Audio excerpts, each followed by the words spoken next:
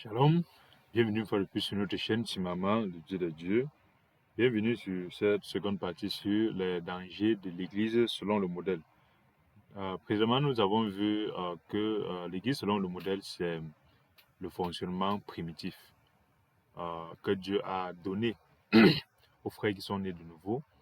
Et quand tu es né de nouveau, tu dois fonctionner selon cette façon-là. Mais on a été déjoués par la religion et les dénominations qui nous ont fait fonctionner d'une certaine manière. Et nous avons vu aussi qu'il est important de revenir à la manière initiale, même si ça va créer pour un début un peu de dysfonctionnement, mais il est toujours important de rentrer vers ce qui est bien, même si ça crée des dysfonctionnements. Et en troisième niveau, nous avons vu qu'il y avait dans le fonctionnement actuel de l'Église selon le modèle, des implémentations sur le terrain qui sont des implémentations totalement pas bonnes, qui sont liées aux problèmes humains. Et dans ces implémentations-là, on a vu qu'il y avait le modèle aquarium, on a vu qu'il y avait le modèle, aquarium, il y avait le modèle décentralisé avec direction centralisée au niveau des anciens qui ne fonctionnent pas selon comme les anciens de la Bible, mais comme une sorte de gouvernement humain des, des gens qui viennent quand même pour utiliser le modèle pour avoir la position dans le corps de Christ. Et bon, le troisième point, on a vu qu'il y avait les brebis du modèle qui ont besoin forcément d'un berger ou d'un ensemble de bergers qui sont peut-être blancs ou d'un autre pays, ou en tout cas des modèles décentralisés avec gourou avec S à la tête. Ce n'est pas forcément la faute du gourou, comme nous l'avons précisé, mais c'est fondamentalement les brebis qui ont une manière de fonctionner. Et on a aussi vu que, quelles que soient les façons de fonctionner, rares étaient les personnes qui assumaient pour dire nous portons ça parce que nous sommes convaincus de ça, mais c'est qu'ils avaient toujours la capacité de se cacher derrière les versets bibliques pour pouvoir faire cette guerre-là et diviser l'Église en prétextant détenir la vérité exactement comme le fait toute secte. Mais dans ce cadre-là, il est important donc de savoir que ce que nous disons sur les dangers de l'Église selon le modèle, ce n'est pas pour dire que le modèle en lui-même c'est un problème, c'est pour dire ne tombons pas dans le piège des frères des dénominations. Aucun pentecôtisme ne s'est structuré en disant que nous faisons le pentecôtisme pour aller faire du mal. Aucun catholique ne s'est structuré pour dire, peut-être au début, c'est des structurations qui ont été totalement rapidement changées, mais l'idée initiale était forcément une idée d'améliorer quelque chose dans ce que le modèle fait. Donc, lorsqu'on regarde le Constantin, dans ce qu'il fait, quand il dit que je vais regrouper les frères pour qu'ils soient dirigés par un évêque et que moi-même je sois au-dessus des évêques, c'est une structuration qui en apparence était justifiée pour faire une amélioration. Mais nous comprenons qu'aujourd'hui, nous ne devons pas tomber dans les mêmes dangers. Les mêmes dangers, ce n'est pas de faire les combats entre nous, mais c'est de dire tous les ajouts qu'on fait sur ce que Dieu a défini comme plan sont des ajouts qui peuvent être bien pour nous, mais sont des ajouts qui sont court et moyen terme et long terme, des abominations qui sont utilisées par Satan pour créer beaucoup de divisions. Ça peut être au début avec une bonne idée, mais cette bonne idée-là va créer une fraction ou une diffraction qui va faire que la lumière ne va plus être représentative et ne va plus facilement bouger comme il faut. Donc c'est très important de comprendre ça. Et dans ce cadre-là, lorsqu'on regarde les dangers du modèle, le premier danger du modèle que nous avons découvert, c'est le manque de formation. Beaucoup de personnes comprennent la nécessité de rentrer au modèle, mais très peu acceptent de se former. Et on ne se forme pas dans une école. Le modèle n'a pas d'école de théologie du modèle. Le modèle, c'est une formation vraiment sur le terrain. Et c'est une formation sur le terrain qui permet de détruire l'homme qui est en nous.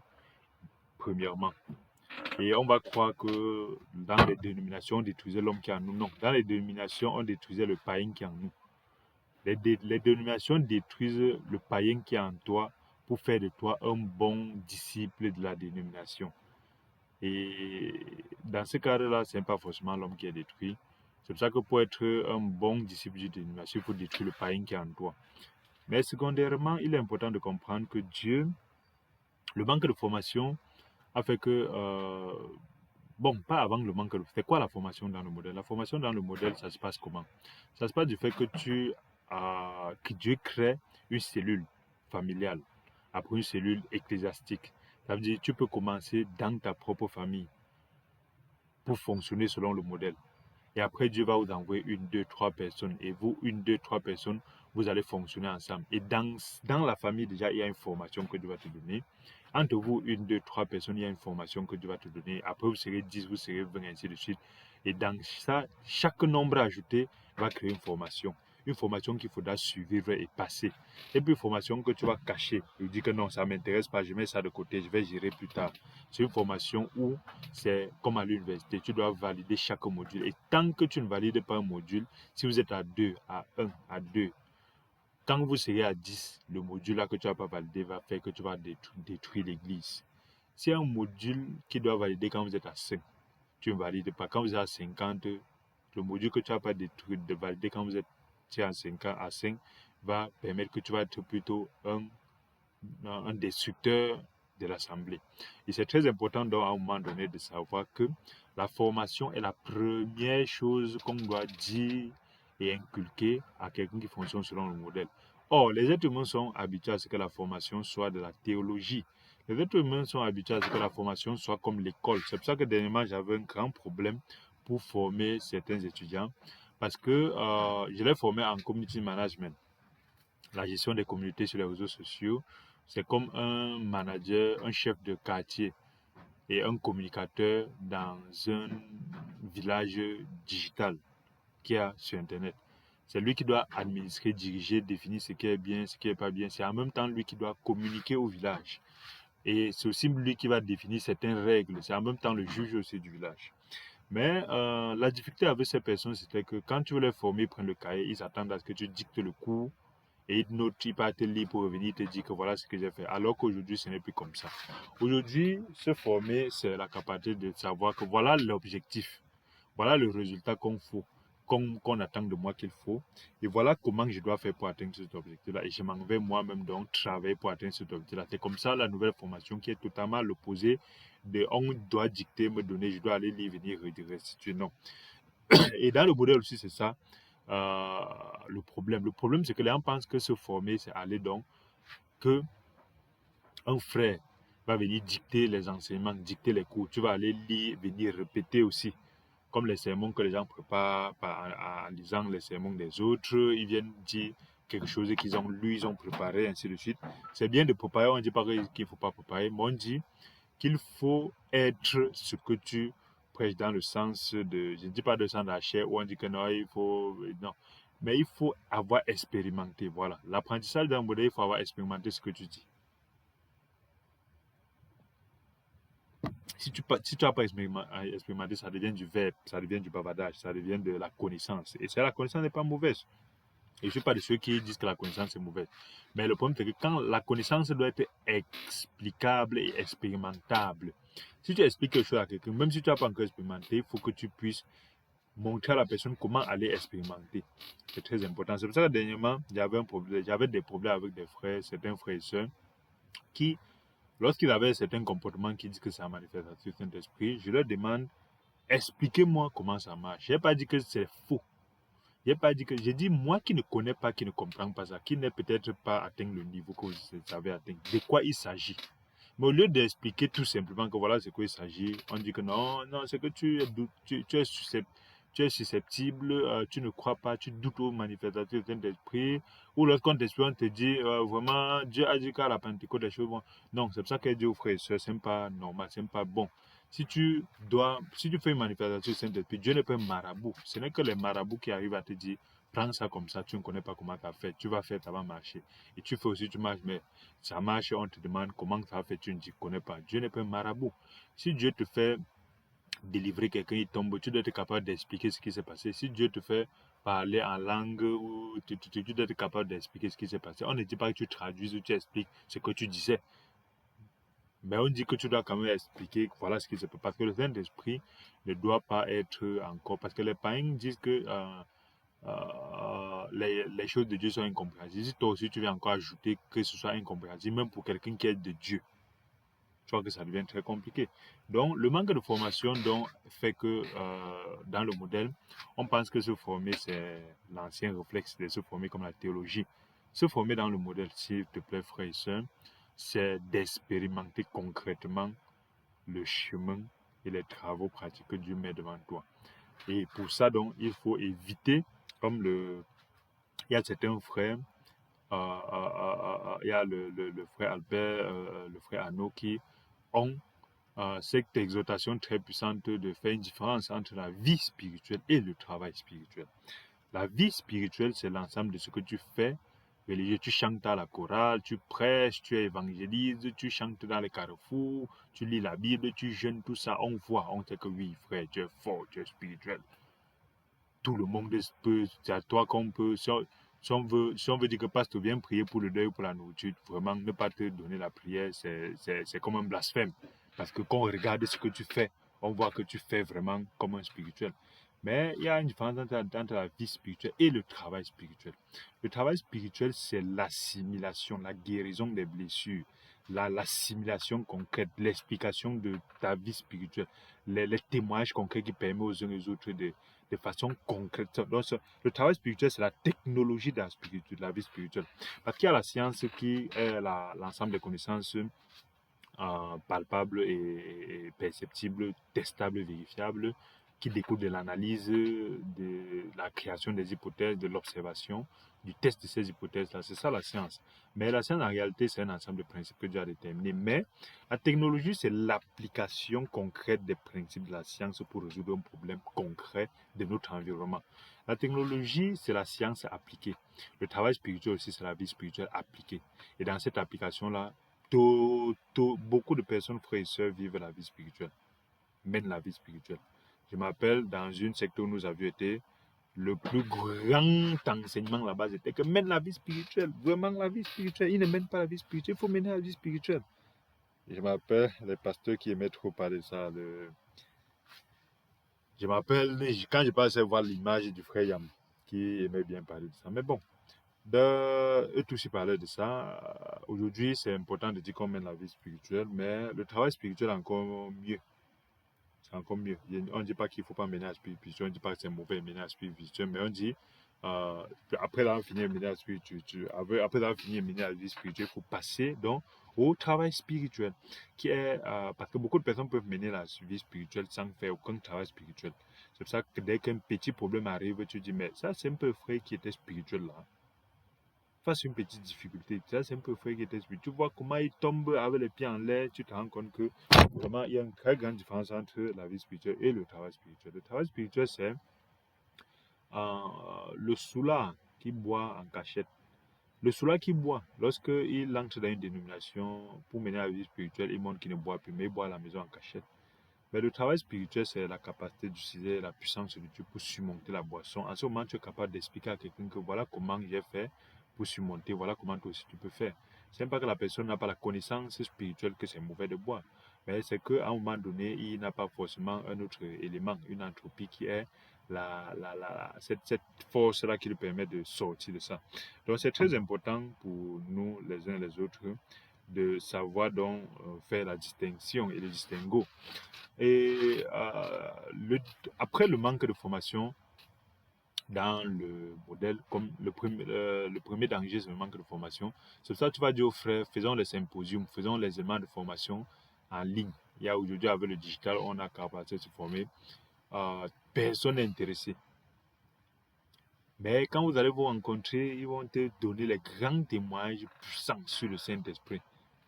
Et bizarrement, ils ont les comportements qui sont anti-modèles, puisque ça a été clairement identifié.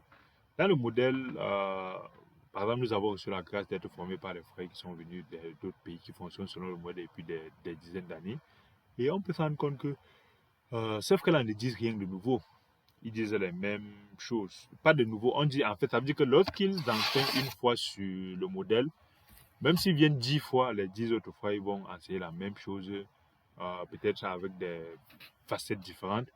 Mais si tu n'arrives pas à assimiler une fois la vie du modèle, même si tu fonctionnes 10 formations de 3 mois, 15 formations de 2 ans, périodiquement, 2 fois par an, tout ça, tant que tu ne t'assimiles pas la première formation, même les 15 autres formations, là, tu ne vas pas assimiler. Ça va devenir la connaissance qui va te permettre de justifier que je suis plus spirituel que les autres parce qu'ils ont fait les 15 formations. Eux, ils n'ont pas fait les 15 formations. C'est très problématique. S'il vous plaît, frères et sœurs, lorsqu'on comprend la nécessité de rentrer sur un modèle, il faut se former. S'il vous plaît, formons-nous. Se former, c'est d'expérimenter et c'est toujours d'être avec les autres, de communiquer avec les autres, surtout lorsqu'on ne s'entend pas. Il faut pas. Ceux qui sont incapables de se former, c'est ces gens-là qui sont ensemble dans les assemblées, les joint meetings, les groupes. Dès qu'on n'est pas d'accord, soit ils te sortent, soit eux-mêmes ils partent, créer les trucs derrière. Non. On peut ne pas être d'accord, on peut avoir la volonté de dire qu'on ne veut plus marcher avec eux, mais on reste quand même en sachant que Dieu est plus grand que le désaccord. Il y a plusieurs groupes dans lesquels je ne suis pas d'accord, plusieurs groupes dans lesquels je ne suis pas en harmonie. Mais c'est à eux de me retirer, ce n'est pas moi de partir. Et si je veux partir, je vais les expliquer que voilà le point de non-retour qui me fait combattre. Mais on ne peut pas sur un coup de tête, parce qu'on ne s'est pas entendu sur deux choses. Des gens qui disent qu'ils fonctionnent selon le modèle et qui partent. Pourquoi? Parce qu'ils n'ont pas été formés. Ils ont refusé la formation parce que le peu qu'ils ont est un peu comme si c'est le nécessaire pour eux. C'est comme des gens qui ont besoin, pour avoir une base dans le modèle, de 30 enseignements sur les fondations du modèle. Mais ils suivent 3 enseignements et ils partent de la partie ces 3 enseignements. Ils veulent vivre la vie qu'on vit après avoir reçu 30 enseignements. C'est pour ça donc qu'ils auront toujours les tares. Je me rappelle le précédent groupe que j'ai vu qui fonctionnait selon le modèle, mais avec des tares incroyables. C'est un groupe de personnes qui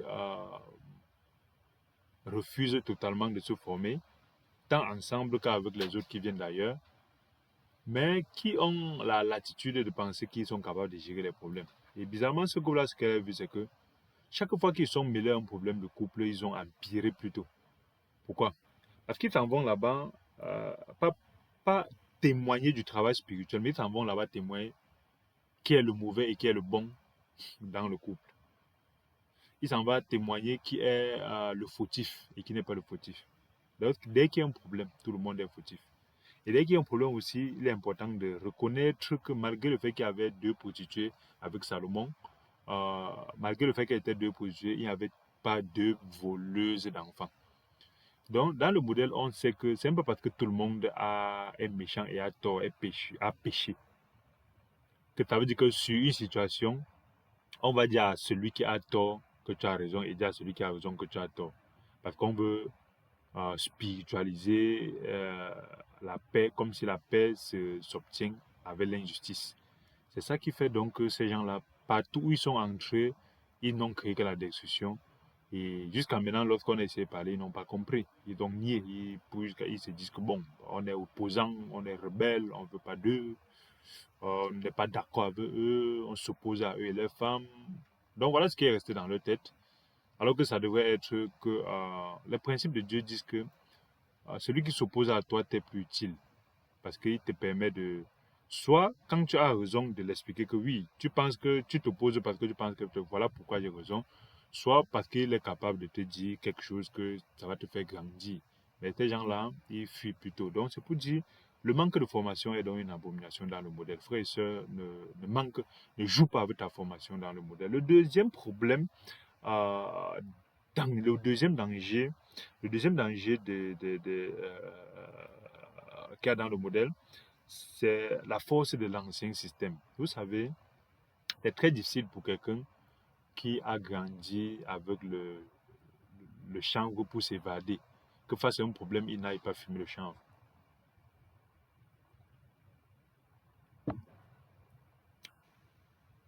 Parce que même lorsque tu t'es échappé et tu es entré dans le modèle, c'est pour ça l'ancien système, si tu étais pentecôtiste, ça va apparaître dans le pentecôtiste. C'est pour ça que tu vas vouloir pousser les gens qu'ils aillent plutôt dans le modèle avec le pentecôtiste, à fonctionner selon des formes de pentecôtistes plus atténuées. Si tu étais un prêtre catholique, quand tu vas arriver dans le modèle, tu vas vouloir, moins de trucs, tu vas dire Amen, Anna Maria. Et c'est comme ça donc que l'ancien système, même si tu es dans le nouveau système, a toujours des relents, ça a toujours des reliques, ça a toujours des restes, il y a toujours des traces de ça. Et si tu étais des baptistes ou de Good News ou des trucs des Coréens, tu vas te retrouver toujours avec les mentalités du serviteur. Je suis le serviteur. Je suis le pasteur. Je suis bon plus que les autres. Je suis plus marié que les autres. Je suis, comment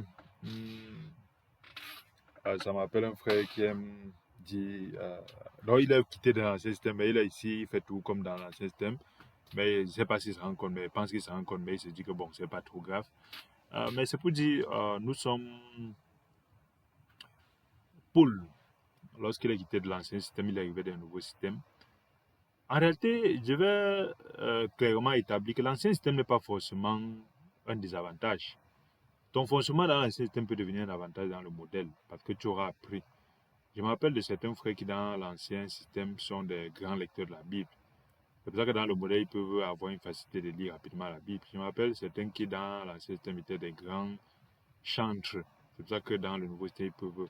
Mais lorsque le problème vient lorsqu'ils imposent ces reliques de l'ancien système comme étant ce que tout le monde doit faire pour être spirituel.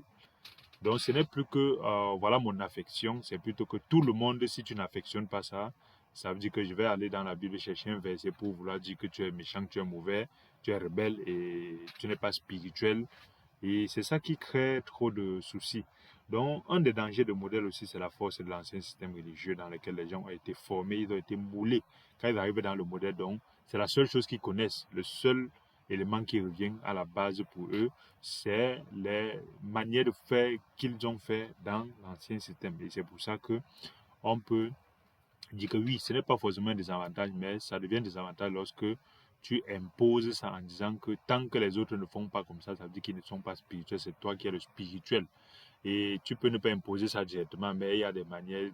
Vous savez, le modèle est tellement libre. Le modèle, c'est comme une certaine liberté à d'apparence. Mais cette liberté-là fait que les gens, aujourd'hui, quand ils arrivent dans le modèle, ils ont un fonctionnement qui fait qu'ils n'arrivent pas à comprendre que la liberté du modèle est plus dure que l'enfermement des dénominations. Parce que lorsque tu es libre, tu dois plus contrôler tes actes pour ne pas enfreindre. Alors que lorsque tu es esclave, c'est celui qui te contrôle qui est responsable de certains de tes actes. C'est très important de comprendre ça. Lorsque tu es libre, tu dois mieux contrôler ce que tu fais, ce que tu dis, parce que peut-être tu es libre de le faire, mais ça a de l'impact qui va te revenir à la figure. Donc voilà, le premier danger du modèle, c'est le manque de formation. Le deuxième, c'est la force des anciens systèmes dans lesquels on a été moulé. Le troisième danger du modèle, c'est les blessures de l'âme. Les blessures de l'âme, c'est les problèmes dans les blessures qu'on a eues dans notre existence, dans notre vie. Et ces blessures-là font que plusieurs personnes, comme nous avons vu tout à l'heure, la religion tue en toi le païen qui est en toi. Mais le modèle doit tuer l'homme qui est en toi plutôt. La religion ne tue pas l'homme, il tue le païen pour faire un chrétien en apparence. Maintenant, le modèle vient par défaut avoir un chrétien, mais il doit tuer l'homme qui est dans le chrétien. Et cet homme-là, c'est l'homme qui a sa manière de faire qu'il a toujours fait. C'est l'homme qui a son habitude. C'est l'homme qui a... Bon, c'est cette manière de faire-là qu'on appelle les blessures de l'âme. Les blessures de l'âme, ce sont les dysfonctionnements qui sont arrivés à certaines périodes de notre vie, qui ont fracturé notre âme et qui ont laissé des cicatrices, qui contrairement aux cicatrices de la peau qui se ferment, les cicatrices de l'âme ne se ferment pas. Les cicatrices de l'âme, ce sont des failles qui continuent à être là. C'est pourquoi ces cicatrices-là sont facilement utilisées par les entités spirituelles. Le démon, pour attaquer quelqu'un, passe par une blessure de l'âme. C'est pour ça que si tu ne bois pas, actuellement je suis en train de boire du vin, je ne sais pas si c'est du vin blanc, mais c'est pas rouge quand même.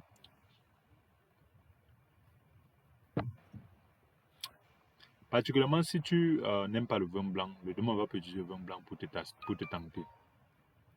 Bon, je n'ai pas une particularité à aimer le vin blanc, mais l'occasion pourquoi c'est... Bon, on parlera de ça plus tard. Le plus important, c'est de savoir que les blessures de l'âme, donc, ce sont des portes qui ne se cicatrisent pas et sont des portes qui sont utilisées donc par l'ennemi. C'est pour ça que si tu aimes le football, Satan va utiliser ça pour passer par là. Si tu aimes la boisson, il va utiliser ça pour passer par là. Si tu aimes les fesses, il va utiliser ça pour passer par là. Si tu aimes le pouvoir, il va utiliser ça pour passer par là. Si tu aimes l'argent, il va utiliser ça pour passer par là. C'est pour ça que la parole de Dieu peut dire que chacun c'est ce qui triomphe de toi. Chacun est esclave de ce qui triomphe de lui. Et les blessures de l'âme, donc, c'est des fractures qu'on a eues, soit dans notre éducation, soit familiale, soit professionnelle, soit individuelle, qui font qu'on n'a pas surmonté. Et comme ça ne cicatrise pas, c'est continuellement là.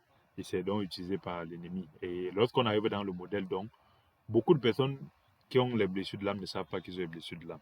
Ils pensent que c'est passé, qu'ils avaient oublié, que c'était passé. Oh, ça a changé leur comportement. Ça, tu vas voir une femme qui a grandi sans père, être dit, je suis femme capable, je vais devenir, l'homme ne doit jamais me parler comme ça.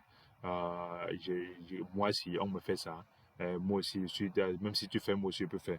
En ce moment, c'est avec une certaine colère, une certaine haine qu'on fait ça, mais on pense que c'est extrêmement normal et on spiritualise. C'est pour ça qu'on peut être à l'église pendant 20 ans, mais avec ce cœur-là, on peut même cacher un peu devant les hommes, mais ça reste jusqu'au jour où on n'arrive pas à être marié ou on commence les mariages, ça ne se termine pas après. On va se cacher pour dire que non, le divorce n'existe pas. Oui, le divorce n'existe pas pour ceux qui sont mariés par Dieu. Mais combien de personnes sont mariées par Dieu? C'est ça qui crée le problème dans l'église. Le problème dans l'église, c'est que les gens ne sont pas mariés par Dieu, mais ils veulent utiliser le divorce des gens. Ils veulent utiliser l'absence de divorce des gens qui sont mariés par Dieu. Les gens qui sont mariés par les bonbons pasteurs, ils sont mariés par leur désir, ils sont mariés par leur business, ils sont mariés par leurs parents, mais aucunement par Dieu. Mais avec ça, ils disent qu'il n'y a pas de divorce. Le divorce n'existe pas, oui, mais pour ceux qui sont mariés par Dieu. Donc, parce que lorsque tu es marié par Dieu, tu ne peux même pas imaginer le divorce. Ça n'existe pas, ni du côté de l'homme ni de l'autre. Ça ne sert à rien d'être dans un système où l'autre pense au divorce, toi tu ne penses pas au divorce. Non, ça c'est, vous n'êtes pas marié. Quand vous êtes marié par Dieu, les deux partent dans la même direction avec la même synchronisation. Mais bon, c'est pas ça le thème, c'est pas ça le sujet. Le sujet, c'est de dire donc que les blessures de l'âme, c'est quelque chose que nous avons parlé de ça sur notre chaîne Simama ici. Regardez au-dessus, là, vous allez voir la vidéo.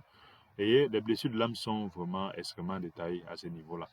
Et enfin, les espions de l'âme. Mais pour voir les espions de l'âme, nous allons voir dans la prochaine partie.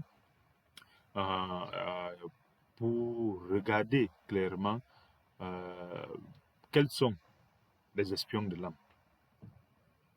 Et effectivement, lorsqu'on regarde les espions de l'âme, ce sont des configurations qui font qu'originalement, on n'est pas né avec. Mais c'est l'univers qui a matérialisé ça dans notre âme. Le premier espion de l'âme, c'est l'éducation. Selon comment tu es éduqué, tu peux être un danger pour l'Église selon le modèle.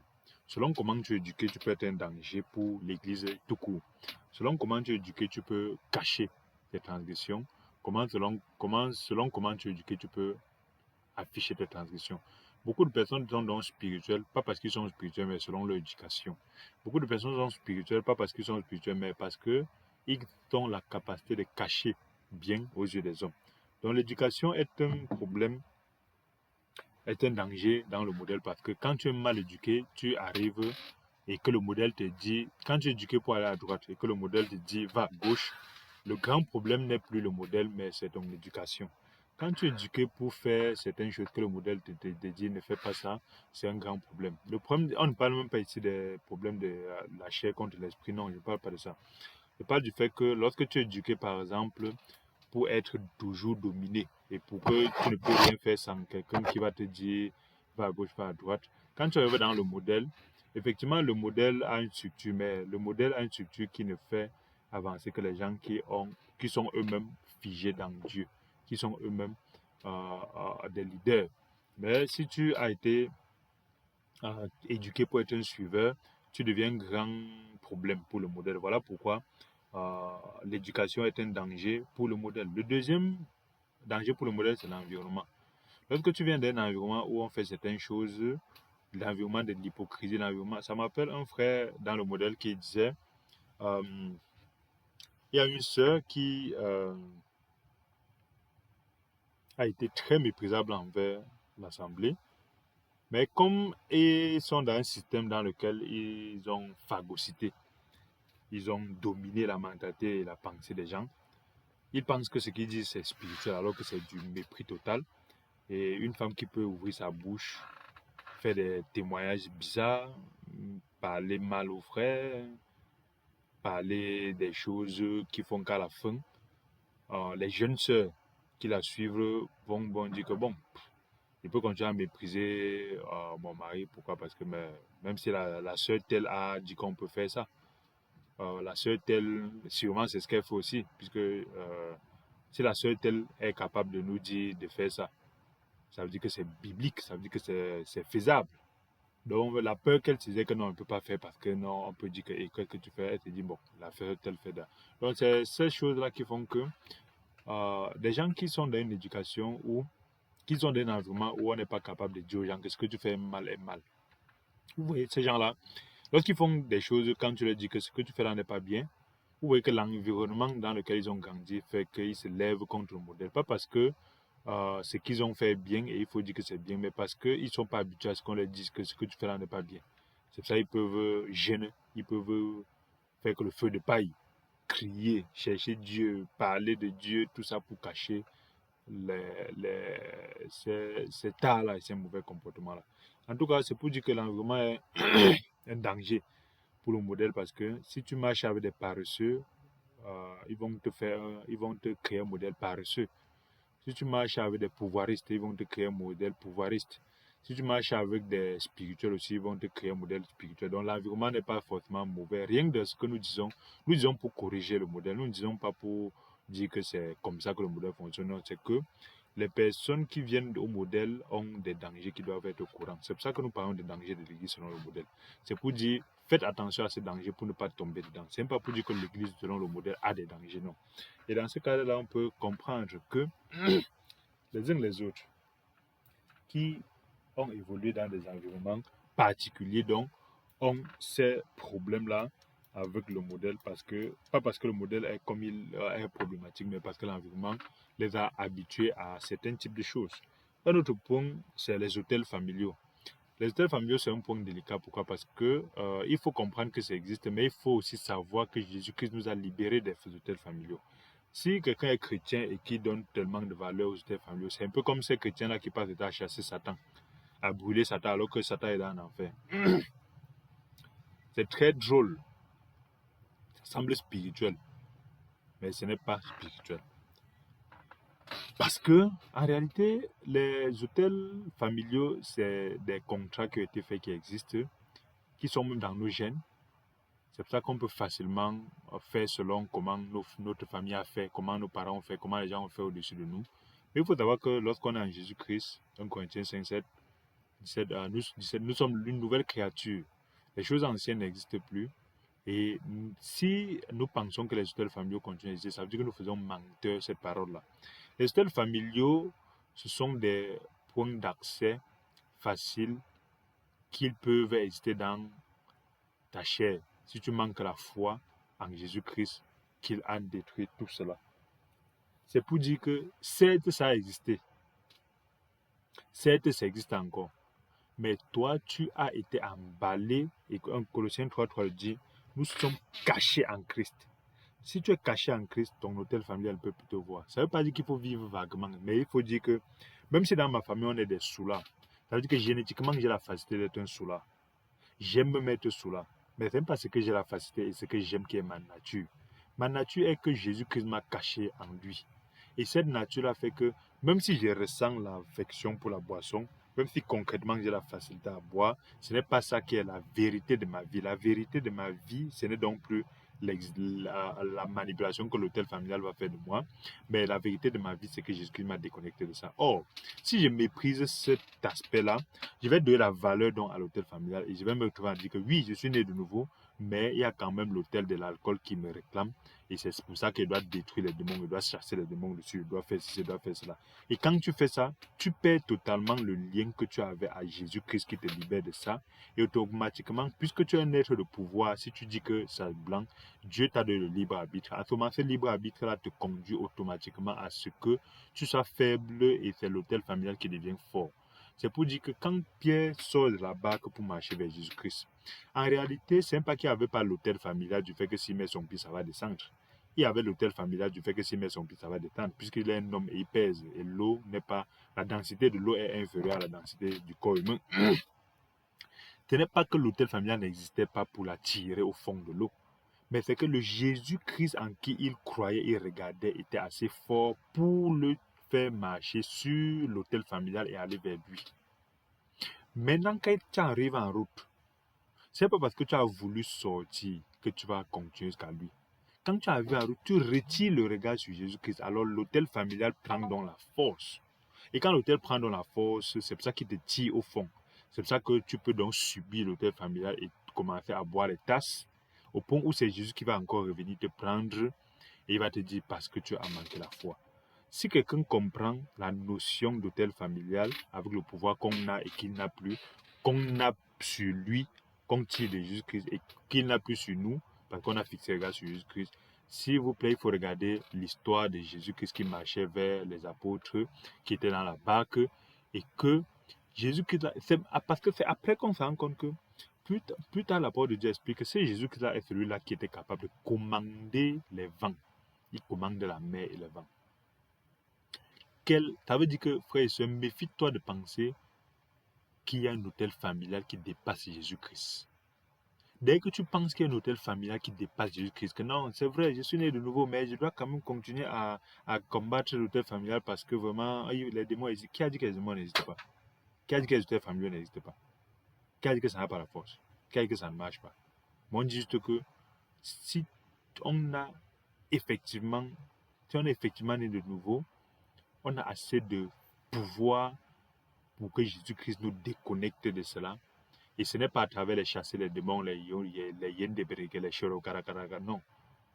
C'est à travers le travail spirituel. Le travail spirituel est de choisir la foi en Christ ou de choisir la puissance de l'hôtel familial. Donc, ce n'est pas un élément pour dire que ces choses-là n'existent pas, mais c'est pour dire que si tu donnes la valeur à ça, ça devient plus réel. Comme des gens qui passent, pendant un culte, ils parlent de Satan plus de 100 fois, ils parlent de Dieu seulement 10 fois. Parce qu'ils parlent, Satan, je te lis, Satan, je te fais. Ils ne savent pas que c'est le nombre de fois qu'ils parlent de Satan comme ça. Après, on va dire, c'est-à-dire que si quelqu'un reste là, il veut voir entre Dieu et Satan, on va voir que tu adores plutôt Satan parce que même si tu es en train de penser que tu es en train de le faire du mal, tu le fais aucun mal, c'est pour ça que tu le fais, tu le lis chaque année. Parce que nous sommes à une fin d'année, les gens vont lier Satan cette année-ci pour qu'ils n'attaquent pas leur vie, leur mariage, leurs finances l'année prochaine. Et ils vont faire les grandes traversées, tout ça. On ne dit pas que c'est méchant, mais on dit, en tout cas, la fin d'année, c'est une période. Mais ne nous détournons pas du sujet. Donc, les hôtels communautaires, les hôtels familiaux sont aussi un danger pour le modèle parce que quand tu as une femme avec la sale bouche, quand tu arrives dans le modèle, tu as l'impression que, comme tu es libre, tu peux continuer à ta sale bouche et justifier ça bibliquement avec les versets, parce qu'il y a une, deux personnes qui vont t'encourager dans cette sale bouche. Hein. Et après, quand ce manque de foi en Jésus-Christ qui définit une autre manière de faire dès qu'on est de nouveau, ça fait que quand on va divorcer avec toi, on va te chasser du mariage, tu vas aller dire que c'est l'hôtel familial qui a empêché que je me marie. Je répète, si tu viens d'une famille où on ne se marie pas, Jésus-Christ, si tu es vraiment né de nouveau, il t'a déconnecté de cela.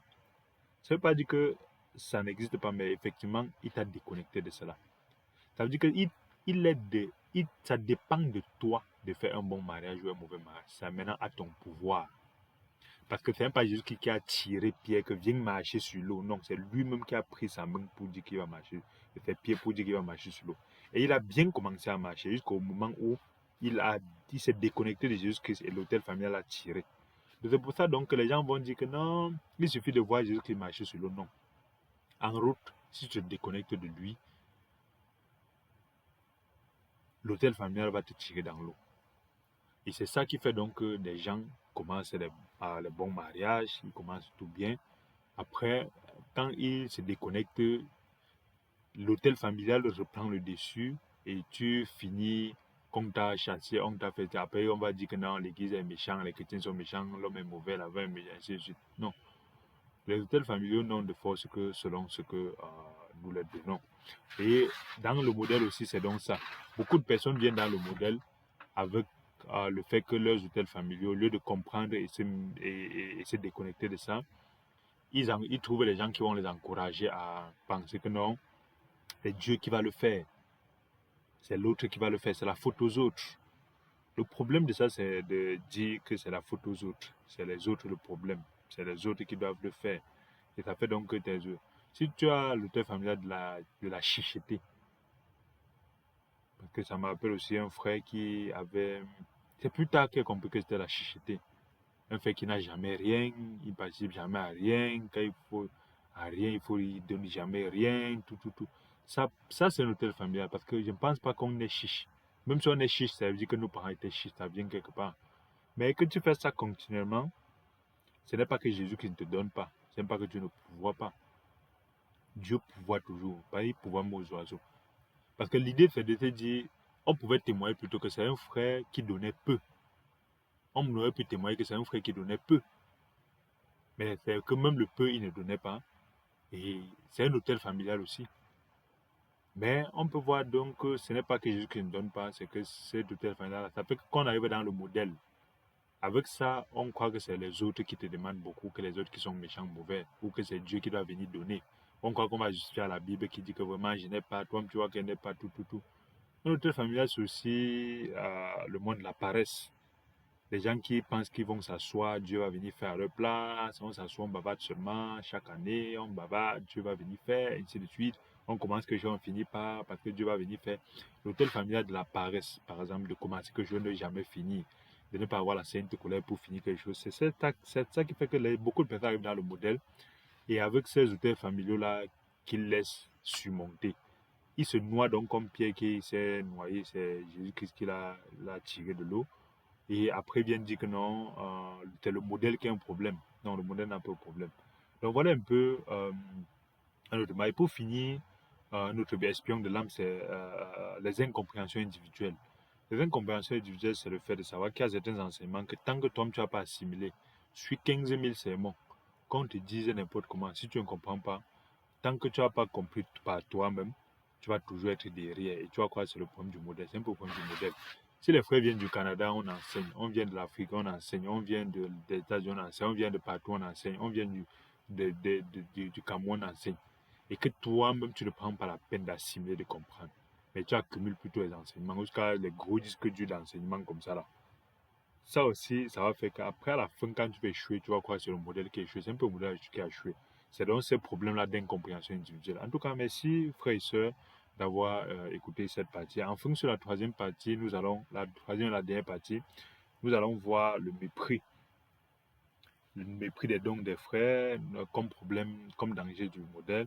Nous allons voir les freins au changement comme danger du modèle. Nous allons voir l'unionisme et l'unité comme les freins au changement. En tout cas, merci. Si cette vidéo vous a béni, n'oubliez pas de vous abonner et cliquer sur la cloche de notification. Et ça nous fera plaisir de partager aussi un frère qui peut comprendre la puissance du modèle. Le modèle, c'est la seule chose qui nous reste, mais le modèle a des portes a des pièges qu'il faut éviter. Les dangers du modèle, ce n'est pas que le modèle a des dangers, mais c'est que le modèle a, par son fonctionnement intrinsèque, des manières de faire qui permettent que l'homme qui comprend mal peut se retrouver avec des pièges qui peuvent créer des problèmes. Merci d'avoir écouté et à bientôt sur la troisième partie.